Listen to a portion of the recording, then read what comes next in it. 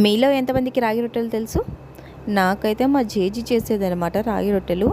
మా జేజీ చేయడం వల్లే ఈ రాగి రొట్టెలు అనేవి నాకు తెలుసు. చాలా టేస్టీగా ఉంటాయి.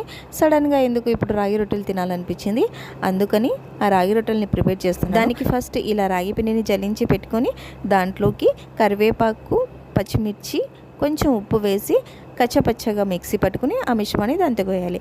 అలాగే హాఫ్ స్పూన్ జీలకర్ర, 1 స్పూన్ శనగపప్పు, 1 స్పూన్ మినపప్పు వేసుకొని వేడినీళ్ళతో మెత్తగా కలుపుకోవాలి. తర్వాత ఒక 10 నిమిషాలు పక్కన పెట్టేసుకోవాలి. ఇలా పక్కన పెట్టుకున్న పిండిలో నుంచి ఒక చిన్న ముద్ద తీసుకొని తడిబట్ట పైన రొట్టెలాగా తడుతూ ఆ తర్వాత వేడివేడిగా ఉన్న పెనం పైన వేసి నెమ్మదిగా కాల్చుకోవాలి. అంతేనండి, ఎంతో టేస్టీగా మనకు బలాన్ని ఇచ్చే రాగి రొట్టెలు తయారైపోయినట్టే. ఈ రాగి రొట్టెలు ఎవరైనా తినొచ్చు.